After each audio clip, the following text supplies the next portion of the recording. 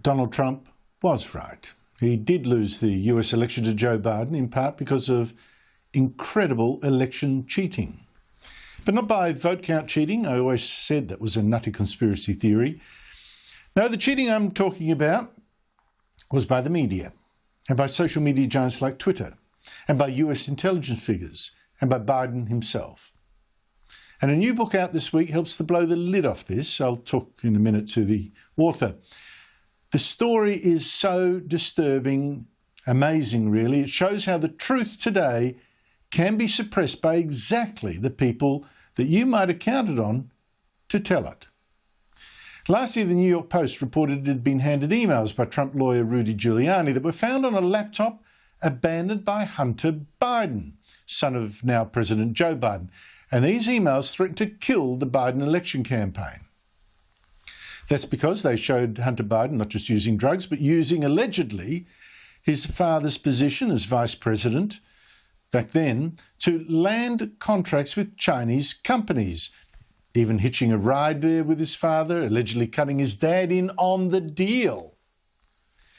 And other emails showed him allegedly, well, apparently, arranging a meeting with Joe Biden for a business associate who'd done him a favour. Now, all this stank of possible corruption, and it threatened to cost Joe Biden the election. Now, bear in mind that these emails have now turned out to be true. You'll hear some confirmation soon. But the mainstream media last year freaked. It could not let Trump win. And so here is how they killed this story to save Joe Biden. For one, very senior former intelligence officers, more than 50, including a past head of the CIA, wrote a joint letter falsely claiming that this laptop was just Russian disinformation. And the media swallowed it, like CNN. Serious questions tonight about whether the Russians are using Rudy Giuliani to interfere in the U.S. presidential election. CNN senior national security correspondent Alex Marquardt is joining us. Alex, there are fears that what Giuliani is now pushing here in the United States could actually be part of Russia's latest and very massive disinformation campaign. We do know that it's a very active Russian campaign. That's according to the U.S. intelligence community. Yes, U.S. intelligence officials told him it's true, and but it wasn't. Media outlets like NPR openly announced they had no interest in the story, and senior journalists like Christine Amanpour were determined not to check whether these emails were in fact true. When we're suffering during a pandemic from communist China, he's doing shady business deals Liz, with communist China. You're comfortable, okay? As you know perfectly well, I'm a journalist and a reporter, and I follow the facts. And there has never been any issues in terms of corruption. Now, let me ask you this. Yesterday, the FBI... FBI... How do you know that? I'm talking about reporting and any evidence. I'm talking to you now. Okay, I would love if you guys would start doing that digging and start doing that verification. No, we're not going to do your work for you. I want to ask you a question. The FBI, it's a journalist's job. It's a journalist's job to find out if this is verified. What a blowhard Amanpour is. Sanctimonious and slack. But it got worse. Facebook and Twitter even stopped people from sharing the New York Post story on these emails. And Twitter shut the paper's Twitter account before the election. And in one of the presidential debates, a moderator even tried to stop Donald Trump from talking about this issue, while Biden simply lied. There are 50 former national intelligence folks who said that what he's accusing me of is a Russian plant.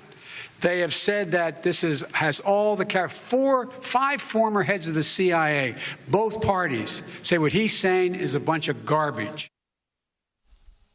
Except it wasn't. There have been articles and books since the election that confirmed the key emails were genuine and the laptop was Hunter Biden's. And now a new book this week confirms the truth of those emails, or at least several of them, the key ones.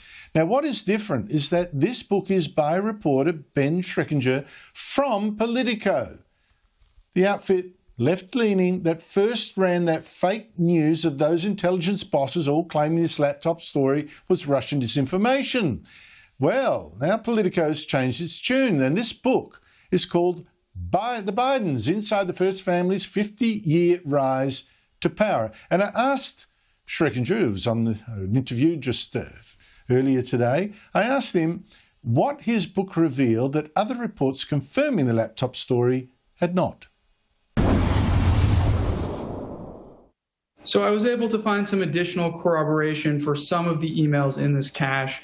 That includes speaking to a person who had independent access to Hunter Biden's emails for a time. They said that he did, in fact, receive a 2015 email from a Ukrainian businessman thanking him for the opportunity to meet his father, and did, in fact, receive another email in which there's a proposed equity breakdown for a planned venture with some Chinese energy executives that includes the line 10 held by H for the big guy.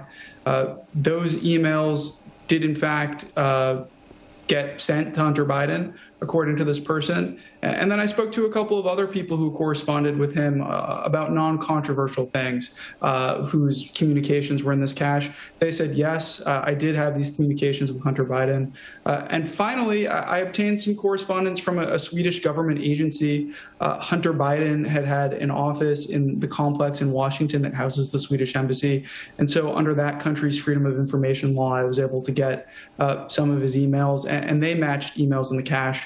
So while some of these may still not be genuine, we can't say for sure, there certainly is genuine material included in this.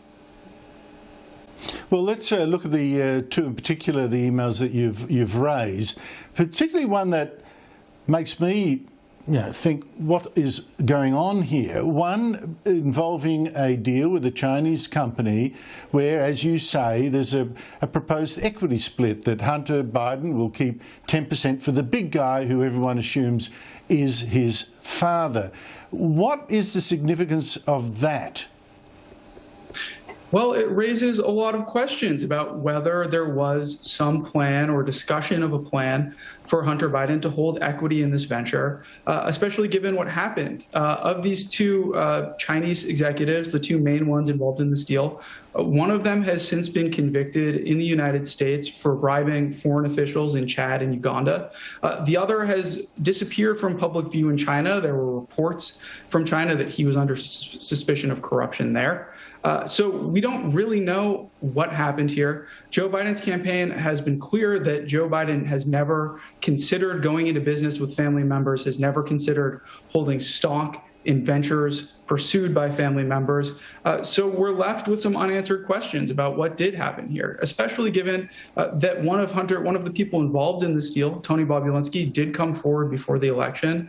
And he said, yes, that's what this email says. It says that there was a plan for Hunter to hold equity on behalf of his father, and this email is real. And we now have some further corroboration that the email is real.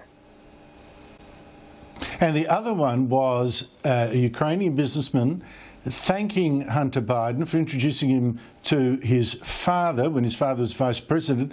This, of course, is a businessman who was associated with a Ukrainian gas company. Hunter Biden doesn't speak Ukrainian, is no expert in gas, but it was nevertheless hard to be on the board of this same company when his father was vice president. Now, you say this email is actually correct. There was a meeting, apparently, according to this email.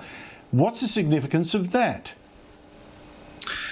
Well, it shows that what many people suspected may in fact be true, that part of the reason that Hunter Biden was given this gig was that executives at Burisma, people involved in Burisma, wanted to get access to Joe Biden, wanted to find ways to have sway with Joe Biden because their company was under suspicion of corruption in Ukraine. Biden was a very powerful figure in Ukraine at that time. He oversaw Obama administration policy towards that country. I was supposed to announce that there was another $1 billion loan guarantee. And I had gotten a commitment from Poroshenko and from Yatsenyuk that they would take action against the state prosecutor, and they didn't. So they said they were walking out to press conference. I said, no, I said, I'm not going to, or we're not going to give you the $1 billion. They said, you have no authority. You're not the president. The president said. I said, call him. I said, I'm telling you, you're not getting the $1 billion. I said, you're not getting the billion. I'm going to be leaving here. And I think it was, what, 6 hours? I looked, I said, I'm leaving in 6 hours. If the prosecutor's not fired, you're not getting the money. Well, son of a bitch. Got fired. Now, these are very good questions to be asking now. They would have been even better questions to ask last year during the election campaign when this first surfaced. Instead, we saw many media organisations declare, without having looked really, that the laptop story was false. We had more than 50 intelligence, very senior intelligence officials, some of them, who'd come out before the election and say, listen, this is a Russian disinformation story.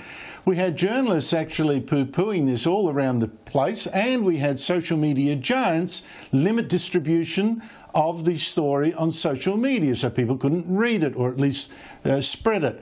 What did you make of that, given what you now know?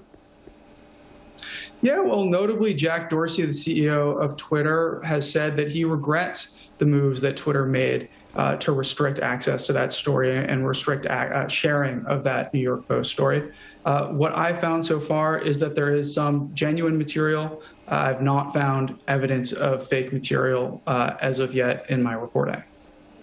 Well, a number of reporters who've looked at this too, have tried to establish it, have only found genuine, not non-genuine stuff. And the point is, again, this amazing media cover-up. It's all very well for Twitter to apologise now when it's all too late. But, I mean, you wrote for Politico, which is exactly why this book seems a breakthrough, because it was Politico that first reported that claim last year, the fake claim by more than 50 top US intelligence agencies that the laptop story was Russian disinformation. We now know, thanks to books like yours, that it wasn't, that it was genuine.